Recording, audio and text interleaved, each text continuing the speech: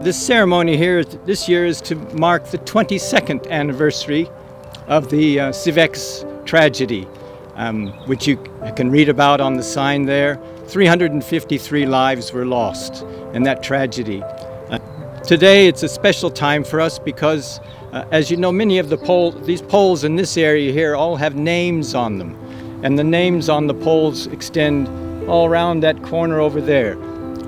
Today we are adding 4 new names.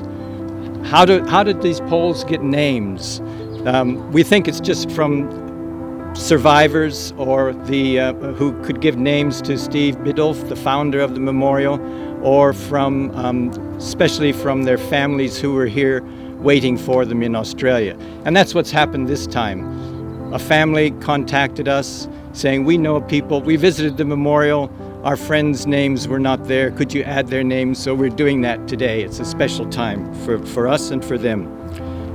These people in 2001 were mainly fleeing from the persecution at that time in Iraq. And their refugee boat, known as the SIEV X, sank on October 19th with that great loss of lives. The purpose here of the memorial is, as the signs say, is to share in the grief and remember those lives, but also to feel the hope and the promise that Australians, particularly young Australians from all of these schools that donated poles, cared enough to create this beautiful memorial. The symbolism of the memorial is especially important, I think, starting down at the water, rising up, incorporating this boat shape and sweeping up the land as a sign of welcome. Welcome. And we know that's something we still need to be thinking about these days, of welcoming refugees who are seeking safety on our shores. So the poles are simply named from this point: unnamed mother, or unknown mother, unknown father, unknown child. And their identity has been kept from us to deny their humanity. Whether or not the officials know the exact list, it has been mentioned that perhaps they do, but whether or not that is the case, by leaving them unnamed, it ties into that narrative that they are not like us. But they are us, and we are them. Every one of the 353 people who died had a name. Each was a unique human being. They were mothers, they were fathers, they were sons, they were daughters, they were uncles, they were aunties, they were friends, they were loved ones.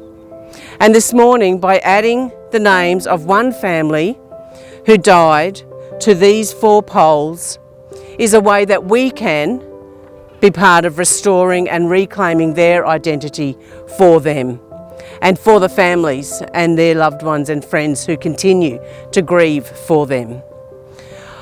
I'll ask Paul and Wilma, who are wonderful custodians of the SIEV X, to please reveal the names.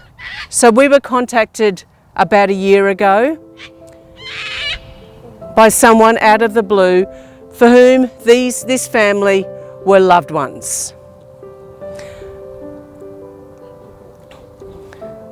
Khairia Al-Sari, a wife, a mother, a woman. Ahmed Mohammed Hamadi Kamuna, a father, a husband, a man. Their 2 little boys. Zain ul Abidin Kamuna, just 5 years old.